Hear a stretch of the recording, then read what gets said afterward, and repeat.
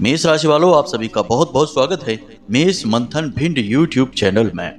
बंधुओं, अब आप खुश हो जाइए क्योंकि अब आपके जीवन में बन रहा है एक बहुत ही बड़ा संयोग। जी हाँ मित्रों, इस गणेश उत्सव में आपके लिए ईश्वर ने बनाया है एक ऐसा बड़ा देव योग जो आपको कई तरह से खुशियां देने वाला है। लेकिन इस देव योग की एक सबसे बड़ी अच्छी बात यह है कि यह आपके जीवन में चल रही इस समय की सबसे बड़ी समस्याओं का समाधान चुटकियों में करने वाला है। दूसरा, इसका सबसे बड़ा लाभ यह रहेगा कि यह आपके जीवन में पैसे की बारिश करने वाला है। जी हाँ मित्रों, सचमुच में यह आपके जीवन में पैसों की बारिश करवाएगा। कहने का मतलब यह है कि आपके जीवन में पैसा ऐसी जगहों से आएगा कि आप खुद भी जानकर चौंक जाएंगे। जी हाँ मित्रों, अगर आपका पैसा कहीं अटका पड़ा है तो वह आपको तुरंत प्राप्त हो जाएगा। सारे बिगड़े हुए काम बनने लगेंगे। हर तरफ से आपके जीवन में खुशियां ही खुशियां आएंगी। यानी गणपति के ये 10 दिन आपके भाग्य को बदल देने वाले दिन हैं, क्योंकि इन 10 दिनों में आपके जीवन की रेखाएं एक नया इतिहास लिखने वाली हैं। तो जयकारा बोलो माता रानी का। जगत माई महामाई माँ भद्रकाली की जय बोलो। माता रानी के साचे दरबार की जय बोलो। बंधुओं, याद रखना कि जब भगवान किसी की प्रार्थना से किसी के जीवन जीने के शुभ तरीके और आचरणों से प्रसन्न हो जाते हैं तो वो इसके जीवन में कुछ बदलाव लेकर आते हैं, उसे कुछ लाभ देना चाहते हैं। और भगवान जब किसी के जीवन में बदलाव लेकर आना चाहते हैं तो वे उस जातक के जीवन में शुभ घड़ियों का और योगों का निर्माण कर देते हैं। किसी न किसी को उस जातक की मदद करने के लिए भेज देते हैं और उस जातक के मन मस्तिष्क में भी सच्चे और अच्छे विचार भरने लगते हैं। यानी कि आपके जीवन में कई तरह से बदलाव आने शुरू हो जाते हैं। अब आपके जीवन काल में भी ऐसा ही शुभ समय आ रहा है। इसका आप स्वागत करिए, क्योंकि यह माता रानी की विशेष कृपा और आशीर्वाद से ही आपको प्राप्त हो पा रहा है।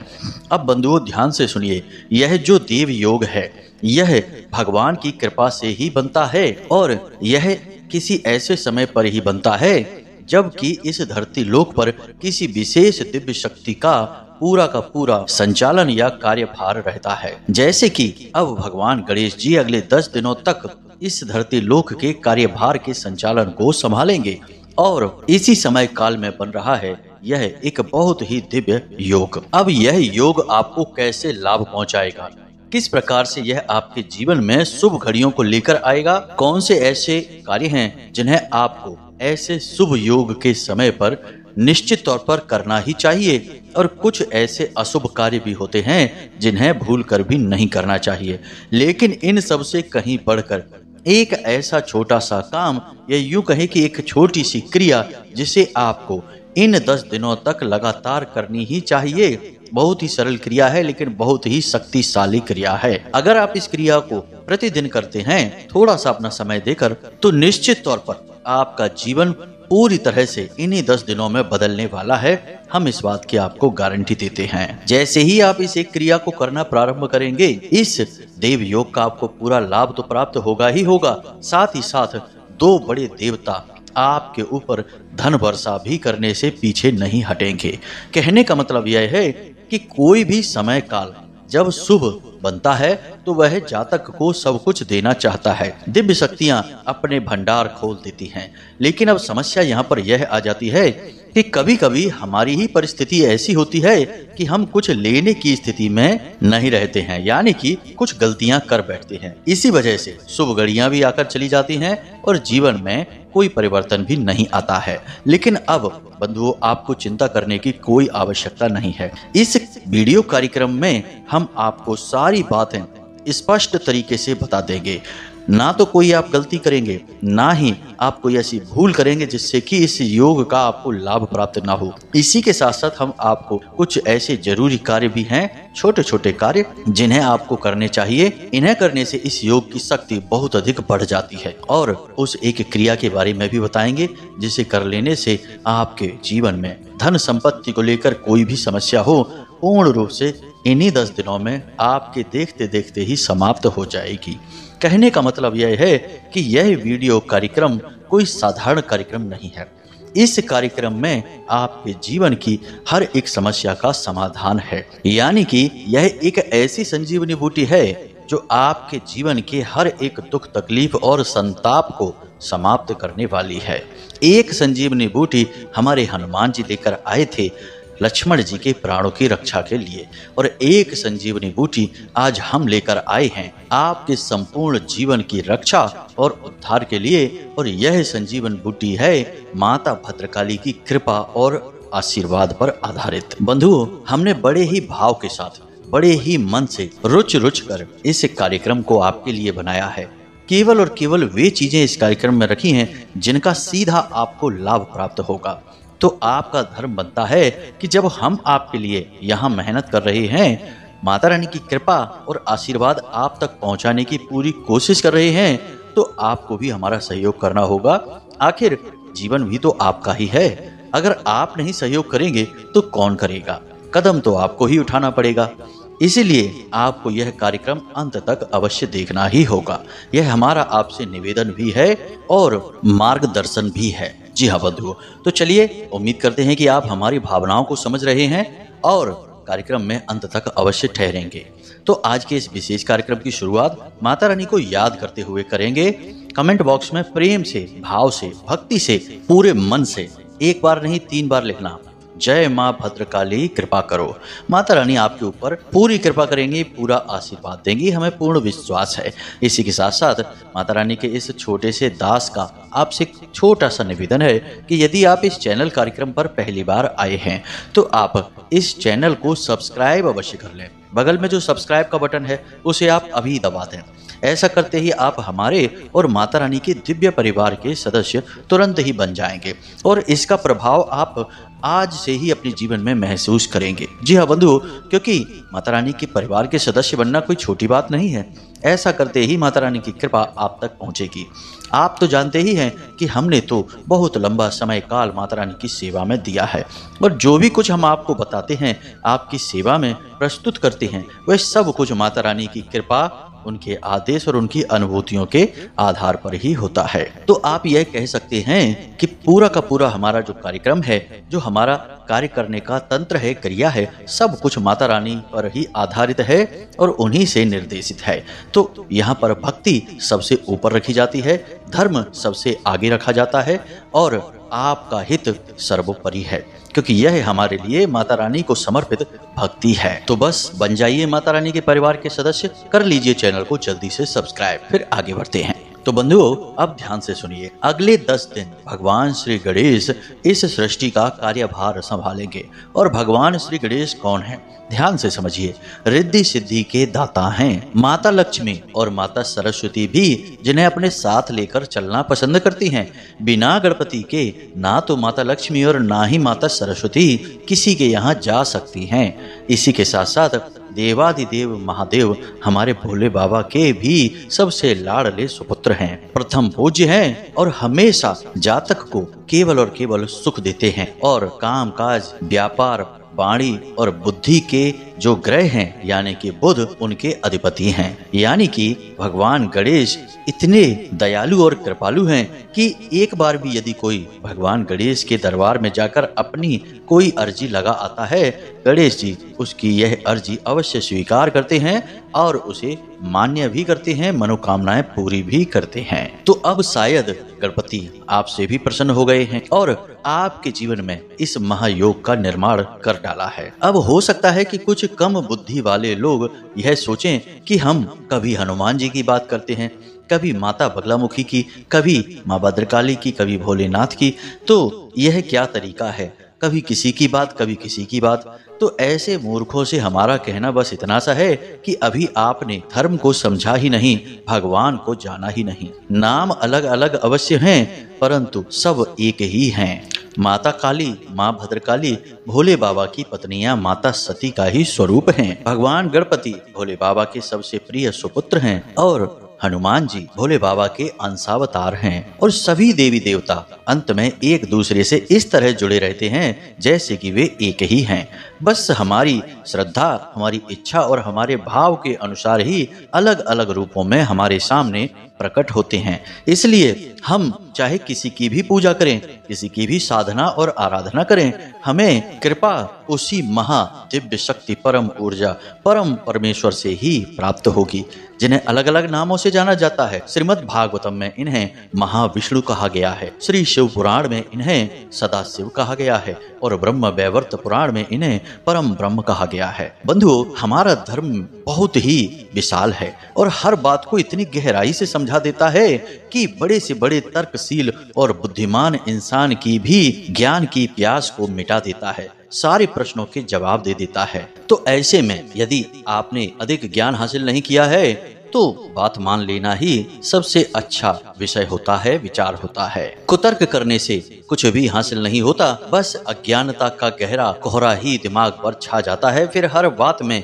कुतर्क की आदत पड़ जाती है। धर्म के विषय में, भगवान के विषय में कुतर्क करना अत्यंत ही निकृष्ट कर्म है और यह हमारे जीवन में देव दोष को भी उत्पन्न कर देता है। तो उल्टे सीधे विचार दिमाग में लाने से बेहतर है कि धर्म को मानो, भगवान को मानो और भगवान से जुड़ी हुई क्रियाओं को जीवन में जरूर आजमाते रहो। जैसे कि पूजा पाठ और नित्य कर्म पूजा भी हम करते हैं, उसी प्रकार छोटे छोटे अनुष्ठान, छोटी छोटी क्रियाएं समय समय पर यदि हम अपने जीवन में अपनाते रहें, करते रहें, तो उससे दैवीय शक्तियां बहुत अधिक प्रसन्न होती हैं और बहुत ही अधिक लाभ देती हैं, जीवन को पूरी तरह से बदल डालती हैं। इसीलिए बंधुओं, हम अपने हर एक वीडियो कार्यक्रम में आपको पूजा की, अनुष्ठान की और धार्मिक क्रियाओं की विशिष्ट विधियों के बारे में बताते हैं, जो पूर्ण रूप से शास्त्रवत होती हैं, लेकिन आज के इस भागदौड़ भरे जीवन में लोग इन्हें भूलते जा रहे हैं। इसी से जीवन में बदलाव आते हैं और कोई रास्ता ही नहीं है। इंसान सब कुछ नहीं कर सकता, इंसान सर्वज्ञ नहीं है, ईश्वर नहीं है। इंसान तो केवल एक मोहरा मात्र है, जो केवल बहुत ही छोटे से समय के लिए इस संसार में आया है और कुछ करके जाने के लिए आया है। इसलिए उसे भगवान की भक्ति को स्वीकार करना ही होगा। यदि आप हमेशा भगवान की भक्ति में डूबे रहते हैं तो आपको कोई कष्ट नहीं होगा और जीवन में सारे संताप समाप्त करके आप अपने मन वांछित फल को भी प्राप्त कर लेते हैं। यही एकमात्र मार्ग है, बाकी सब कुछ व्यर्थ है। तो इसे आप अपने दिमाग में बैठा लीजिए। अब बात करते हैं आज के विशेष विषय की। तो बंधुओं, सबसे पहले गणेश उत्सव जो समय काल चल रहा है, उसके अनुसार आप अपने घर में गणपति का स्थापन अवश्य करना चाहिए। अब आप यह कैसे करेंगे, इसे आप ध्यान से समझिए और जरूरी नहीं है कि आप पहले दिन ही करें। जिस दिन भी आप इस वीडियो कार्यक्रम को सुन रहे हैं, उसी दिन अपने घर में गणपति स्थापन करें और आपको पूरा लाभ प्राप्त होगा। 10 दिन गणेश जी के ही हैं, तो किसी एक दिन भी यदि आप पूरे भाव के साथ गणपति का पूजन कर देते हैं, स्थापन और विसर्जन कर देते हैं, तो आपको पूर्ण कृपा भगवान की प्राप्त हो जाती है। तो ध्यान से सुनिए, आपको आज हम एक विशेष विधि के बारे में बताने जा रहे हैं, फिर कुछ ऐसे कार्यों को भी बताएंगे जिन्हें आपको इन 10 दिनों में अवश्य करना ही चाहिए, जिससे आप दिन दूनी रात चौगुनी तरक्की करेंगे। फिर आपको इस विशेष देव योग के बारे में भी बताएंगे। तो ध्यान से सुनिए, गणेश जी का सबसे शुद्ध स्वरूप होता है श्वेतार्क गणपति। जी हाँ, इन्हें स्वयंभू गणपति भी कहा जाता है और इनके ऊपर भोले बाबा की विशेष कृपा और माता शक्ति यानी कि 10 महाविद्याओं की पूर्ण कृपा और आशीर्वाद रहती है। अब यदि आपको इनके बारे में पहले से पता है तो कोई बात नहीं, लेकिन कुछ लोग ऐसे होंगे जिन्हें नहीं पता होगा, तो उन्हें हम बता देते हैं कि जो सफेद आंख का पौधा होता है, आपने देखा होगा आंख के फूल हैं, वो भगवान भोलेनाथ को चढ़ाए जाते हैं। तो सफेद आंख का यदि कोई पौधा है तो उसके जड़ को श्वेतार्क गणपति कहते हैं। नियम तो यह कहता है, शिवपुराण में लिखा हुआ है कि यदि सफेद आंख का पौधा 11 साल पुराना है तो उस पौधे की जड़ पूर्ण रूप से गणेश जी का रूप आकार ग्रहण कर लेती है, यानी कि शुद्ध गणपति बन जाते हैं। लेकिन श्वेत आर्क की जड़ गणपति का स्वरूप हमेशा रहती ही है। बेशक उनका आकार न ले पाए, लेकिन उनकी ऊर्जा उसमें हमेशा विराजमान रहती ही है। तो आपको क्या करना है, इसे आप ध्यान से समझिए। जिस भी दिन आप इस कार्यक्रम को सुने, उसी के अगले दिन या उसी दिन आप कुछ भी करके कहीं से भी सफेद आंख का एक पौधा ढूंढिए। जी हाँ बंधु, इसे श्वेतार्क भी कहते हैं। इस पौधे को आप ढूंढिए। इस पौधे को ढूंढने के लिए आपको बस्ती से थोड़ा दूर जाना पड़ेगा। थोड़े से देहाती एरिया में आप जाएंगे तो वहां पर आपको जगह जगह यह सफेद आक के पौधे लगे मिल जाएंगे। तो आपको उसकी जड़ का एक छोटा सा टुकड़ा लेना है, पूरी जड़ नहीं काटनी है, पेड़ का विध्वंस नहीं करना है, पेड़ को उखाड़ मत डालना, बस आपको थोड़ा सा टुकड़ा उसकी जड़ से लेना है और फिर मिट्टी से उस पौधे की जड़ को दोबारा ढक देना। अब उस सफेद आक के जड़ को आपको अपने घर लेकर आ जाना है। जी हाँ बंधु, घर में लाने के बाद गंगा जल से स्नान करा के उस जड़ को शुद्ध कर लेना है, यानी कि कोई भी नकारात्मकता होगी उसके साथ में, अपवित्रता होगी किसी भी प्रकार की, क्योंकि पता नहीं किस तरह के स्थान से वह आया है, उस स्थान की परिस्थितियां और वहां की ऊर्जाएं कैसी होंगी, तो उन सब के निष्कासन के लिए आप गंगा जल से इसे पवित्र कर लें। कुछ भी नहीं करना है, बस थोड़ा सा गंगा जल इसके ऊपर छिड़क देना है या इसे गंगा जल में थोड़ी देर के लिए डुबो कर रख देना है। उसके बाद यह पूर्ण रूप से शुद्ध हो चुकी है। अब आपको हरे रंग का एक कपड़ा लेना है, कोरा कपड़ा होना चाहिए, और उस कपड़े के ऊपर आप इस जड़ को रख देंगे और इसे अपने पूजा घर में रख देंगे। बाकी की क्रियाएं आप रात्रि में करेंगे। अब आपको रात्रि के समय यह क्रियाएं करनी होंगी, छोटी छोटी सी क्रियाएं हैं, और उसके बाद गणपति विसर्जन तक ये क्रियाएं आपकी चलती रहेंगी। तो क्या करना है जरा ध्यान से सुनिए। आप एक नारियल लेकर आएंगे और उस नारियल को आप लाल कपड़े से लपेटेंगे, लाल रंग के धागे से उसके ऊपर 7 बार उसे लपेटेंगे और उसके बाद लाल सिंदूर से उस नारियल के ऊपर श्री लिख देंगे। जी हाँ बंधु, और उसके बाद आप इस नारियल को एक कलश के ऊपर अपने पूजा घर में स्थापित कर लेंगे। अब आपको एक कलश लेना है, कलश पीतल का होगा या तांबे का भी चल सकता है, लेकिन पीतल का हो तो सर्वोत्तम रहेगा। उस कलश में आपको जल भरना है और उसके अंदर एक आपको हरी इलायची डालनी है, एक सिक्का डालना है, और उस कलश को आपको एक ढक्कन से यानी एक कटोरी से ढक देना है, और उस कटोरी में थोड़ा सा अन्न रखेंगे, यानी गेहूं रख सकते हैं, और उसके बाद आप उसके ऊपर उस नारियल को स्थापित करें। अब यह नारियल जो है यह गणेश जी का स्वरूप बन चुका है। इस क्रिया को करते समय आप मन में ओम गम गणपतये नमः इस मंत्र का जाप भी करते रहें। साथ ही साथ आप प्रतिदिन इस कलश का और इस नारियल का पूजन भी करते रहें। करना कुछ खास नहीं है, बस सुबह और शाम के समय आपको इस कलश के सामने गाय के घी का एक दीपक जलाना है, और जो जल आपने इसमें संचित करके रखा है उस जल को सुबह के समय यानी सूर्योदय से पहले अपने घर के दरवाजे पर जाकर छिड़क देना है, और फिर से ताजा जल इसमें भरना है और लाकर यहाँ इसे स्थापित कर देना है। नारियल इसके ऊपर रख देना है और इसके सामने गाय के घी का एक दीपक जलाना है और प्रार्थना करनी है। अब जो श्वेतार्क गणपति आप लेकर आए हैं, उन श्वेतार्क गणपति को भी आपको उसी हरे कपड़े में लपेटकर उसी नारियल के साथ उसी पात्र के ऊपर रख देना है। अब ऐसा क्यों कर रहे हैं हम, इसे आप थोड़ी देर में आप समझेंगे। अब जो कलश में आपने सिक्का डाला है वह सिक्का प्रतिदिन आप नया डालेंगे और उस पुराने सिक्के को निकालकर अपने पूजा की अलमारी में रख लेंगे। यह कलश स्वयं गणपति का रूप बनकर आपके घर में विराजमान है। जब भी आप इस कार्यक्रम को सुन रहे हैं तब भी आप इस क्रिया को कर सकते हैं। हम पहले ही कह चुके हैं कि आप यह मत सोचना कि अब तो इतने दिन निकल गए हैं, अब तो 4 ही दिन बचे हैं, 6 ही दिन बचे हैं, अब क्या फायदा हुआ इस क्रिया को करने का। तो आप गणपति विसर्जन के 1 दिन पहले तक भी इस क्रिया को कर सकते हैं। याद रखना कि भगवान गणेश कितने भी समय के लिए आपके घर में विराजमान रहें, शुभ और पवित्र वातावरण का निर्माण ही करेंगे। भगवान आएंगे तो शुभ घड़ियां तो लाएंगे ही, इसलिए आप इस बात की फिक्र छोड़ें और इस क्रिया को जल्द से जल्द कर डालें। अब इसी के साथ साथ हम आपको कुछ छोटे छोटे और उपाय भी बता देते हैं।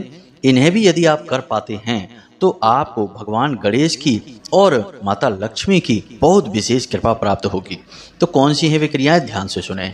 प्रतिदिन यानी कि जब तक गणपति विराजमान हैं आपके घर में, प्रतिदिन आपको 1 मुट्ठी या 2 मुट्ठी आटा लेना है और थोड़ी सी उसमें शक्कर मिलानी है। 2 मुट्ठी आटा है तो 1 मुट्ठी शक्कर मिलाएं। अब आपको अच्छी तरह से मिलाकर किसी ऐसे पेड़ के पास डाल देना है। यह आटा इसे पंजीरी बोलते हैं। इस पंजीरी को ऐसे स्थान पर, ऐसे पेड़ के आसपास डाल देना है जहां पर चींटियां हैं, जीव जंतु हैं। चींटियां आपके द्वारा दिए गए इस भोजन को ग्रहण करेंगी, चींटियों की आत्मा तृप्त होगी, यानी कि आप प्रतिदिन भंडारा कर रहे हैं, यह आप समझ लीजिए। अब भंडारे में आप क्या करते हैं, लोगों को भोजन कराते हैं पेट भर के और उनकी आत्मा तृप्त होती है, वो खुश होते हैं। तो अब जब चींटियों की आत्मा तृप्त होगी और लोगों की आत्मा भी तृप्त होगी, तो क्या चींटी के अंदर जो आत्मा है और जो लोगों के अंदर, इंसानों के अंदर आत्मा है वह अलग अलग है। जी नहीं, आत्मा तो सब एक जैसी ही है, चाहे वे किसी के अंदर क्यों ना हो। तो आप चींटियों को प्रतिदिन भोजन कराएंगे तो आपको हजारों लाखों गुना फल बढ़कर मिलेगा आपकी हर एक पूजा पाठ का। इसी के साथ साथ और भी एक बहुत ही शक्तिशाली क्रिया है, प्रतिदिन यदि आप गाय को घास खिला सकें। अब जो गांव क्षेत्र से जुड़े लोग हैं वे तो इस क्रिया को आराम से कर लेंगे, लेकिन शहरी क्षेत्र में यह कार्य थोड़ा सा मुश्किल है। तो जो शहर में रह रहे हैं लोग, वे कुछ खास ना करें तो गाय को प्रतिदिन एक लोई आटे की अवश्य बनाकर खिलाएं। जी हाँ बंधुओं, जब भी महिलाएं खाना बनाए तो अंत में एक रोटी बड़ी सी गाय के लिए बनाएं और उसके ऊपर एक आटे का कच्चा पेड़ा यानी कि जिसे लोई कहते हैं उसे भी अवश्य रखें, और उसके ऊपर एक इलायची, थोड़े से काले तिल और लाल सिंदूर का छोटा सा एक टीका अवश्य लगा दें। इतनी क्रिया करने के बाद इसे आप गाय को खिला दें। कभी भी खिला दें, दिन में किसी भी समय। जब तक गणपति विराजमान हैं, कार्यभार सृष्टि का ले रखा है, तब तक आप इन क्रियाओं को करते रहें। बस बड़े बुजुर्गों का सम्मान करें, घर के जो बड़े बुजुर्ग हैं उनके साथ समय बिताएं, उनकी सेवा करें। साथ ही साथ जितना हो सके उतना सात्विक भोजन ग्रहण करें, यानी कि ज्यादा मसालेदार तीखा भोजन ना खाएं और मांस, मछली आदि का, शराब आदि का सेवन भूल कर भी इन दिनों में ना करें। अब ध्यान से सुनिए, जिस दिन गणपति विसर्जित होंगे उस दिन आपको जो नारियल आपने गणपति के नाम से अपने घर में स्थापित किया है उस नारियल का भी विसर्जन करना होगा, यानी किसी बहते हुए जल में उस नारियल को आपको कपड़े के समेत ही विसर्जित कर देना है, फोड़ना नहीं है। याद रखना, ज्यों का त्यों साबुत नारियल आप विसर्जित कर दें किसी बहते हुए जल में।